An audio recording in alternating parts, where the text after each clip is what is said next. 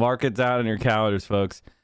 This is the official end of the United States war in Afghanistan. This is a day that'll go down as one of our proudest days, when we ended the illegal and unnecessary continued occupation of Afghanistan, and Americans, Yankees, went home. What a day. I didn't think that he would do it, but Joe Biden has done one of the bravest things you're ever going to see. Actually ended a war. Actually ended a war. That's incredible. That is incredible. And you love to see it. They had a person on MSNBC who actually had a good take at Afghanistan. All right, check it out. People are playing the blame game right now over what's happening right now because they want to distract us from the fact that we spent 20 years, $2.3 trillion, and 2,500 U.S. service member lives over there for absolutely nothing. Like the same people right now who are saying, one more day, one more month, one more dollar, are the same people who said that for 20 years. And what we saw last week, that what that means is one more Marine. It means one more Marine over and over again. It reminds me of the saddest day of my entire life, which was standing on the flight line in Helmand, Afghanistan, in the middle of the night, watching the fallen body of one of the members of my battalion loaded onto a transport plane to go home. These people are trying to keep us focused on what's happening right now because they have been telling the American people that it was worthwhile to spend $2.3 trillion over there for absolutely nothing, while they've been refusing to spend that much building up our own country here at home. And we can't let them win. We have to fight back against that narrative because it's wrong, and it's just part of the systematic institutional dishonesty that has us in this position right now. All right, let's watch this. Let's watch what the libs are seeing. I'm going to show you some stuff that's going to cause you to mold, but let's take a listen. What are you hearing from the White House tonight about the troop withdrawal? Kind of put in perspective just how big this moment is, not just for the administration, but obviously for the entire country. Well, it is a big moment, obviously. It's a big moment in the life of a country when you lose a war, especially the longest war you've ever fought. To leave the way that we have left 20 years after we first got there with great promise and hope is an ending that nobody... What the fuck are they talking about? We went there with righteous anger. That was our self-perception and rage and bloodthirst for revenge. Bush didn't even initially want to put troops in at all, and he let Osama bin Laden escape from Tora Bora. The idea that we went to Afghanistan as some sort of like, oh, well, we want to rebuild the country we want to do a Marshall Plan. That's horseshit. That's after 7 years of failure to catch Osama bin Laden and destroy Al-Qaeda. That's when Bush started to go, well, I don't really, we got to care about the women. It was never about that. He could have obviously imagined 20 years ago. I was on the ground in Afghanistan just days after 9/11. I got there. When I got there, the CIA wasn't there yet. The American Special Forces weren't there yet.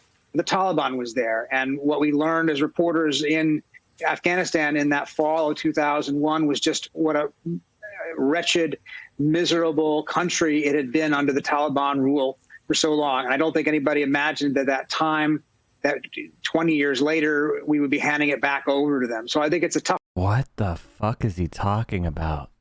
We destroyed that country by funding the Mujahideen. We destroyed that country by pouring weapons in. There was a stable, secular state that we worked overtime to destroy. It's just madness, man. I had a professor in college that wanted to work with the US NWC. He was the most bloodthirsty, unquestioning propagandist prof I ever had.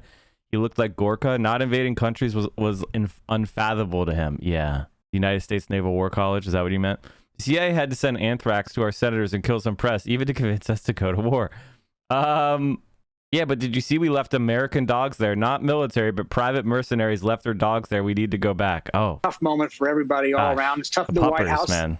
We know that ISIS-K has worked very, very hard to strike us and to continue to strike us. There are at least 2,000 hardcore ISIS fighters in Afghanistan now. And of course, many of those come from the prisons that were opened a few days ago. So that number is up and is probably as high as it's ever been in quite a while. And that's going to be a challenge for the Taliban. I mean, Tom, the point of all this was to keep America safe from another terror attack.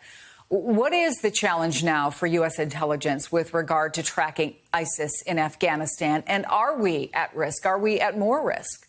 You know, once we're not there, there's always an elevated risk. I mean, I think everybody in the intelligence community and the national security community understands that when you have a large ungoverned space, and, you know, to call the Taliban the government is probably generous. It's a large and contested space. You're going to have the possibility for more. Bro, I can't. How did they get away with this, man? How did they get away with this babble, dude? That was true of the ANA, man. Well, they had Kabul, and we had internet there, and there was a 4-star hotel that was 4 miles from the airport. So I could say I was in Afghanistan, land at the international airport, go over to the 4-star hotel, get room service, and then get on the internet and tweet about how I was in Afghanistan, and the rest of you who didn't support the war were posers. Very simple. We should talk about our refugee caps and how we are going to turn away Afghan refugees because Biden and establishment Dems fought against raising the overall annual cap. I'm so glad so many Zoomers weren't around for the push into Afghanistan and Iraq or seeing the pro-war propaganda laid bare and it be disgusted. It's literally the same people from 20 years ago. Are they? I see leftists falling for it. I see, well, self-described leftists falling for the propaganda. I see people who are just falling hook, line, and sinker for this shit. What do you mean? I mean, I think I hope you're right, but I fear you're not.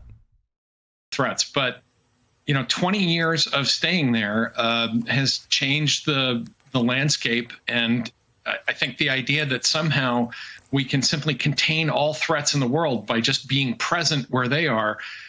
You know, we've learned our lesson about that. You just cannot reduce the world to zero risk. So will there be more bad guys? And is it possible that there will be more dangers emanating from this part of the world?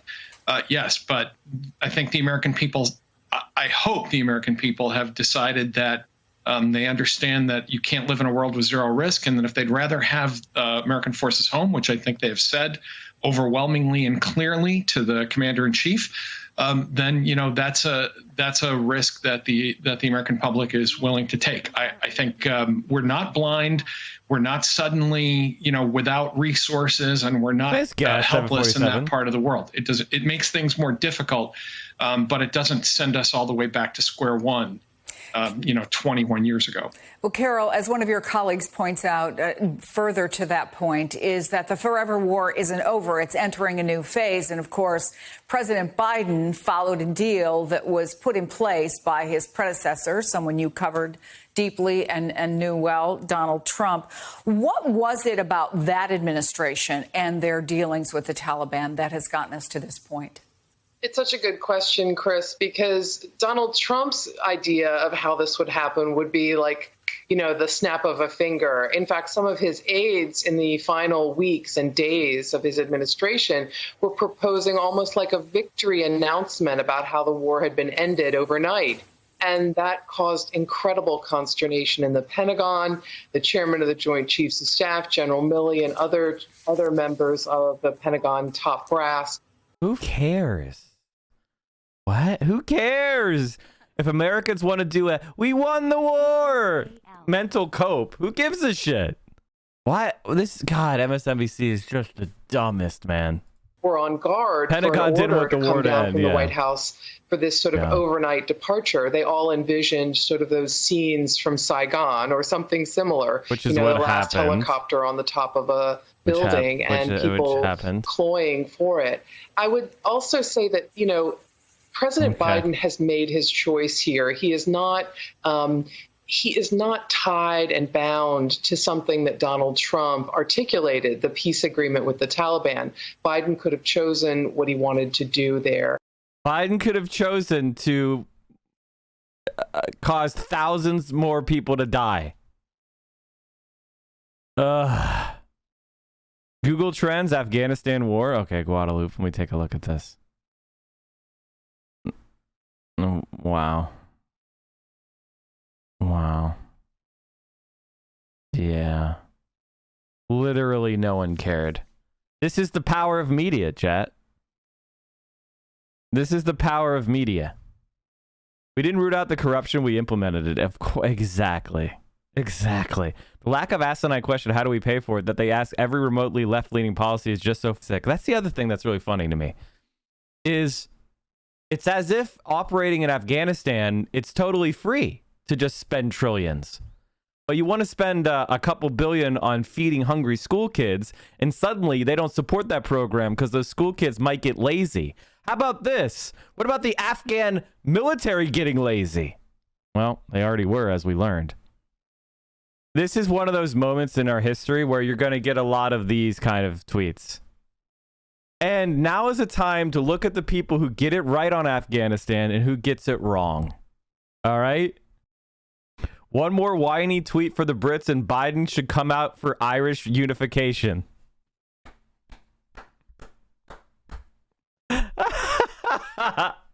The last time anyone gave a shit was when Obama aggravated the war with the surge. Yeah.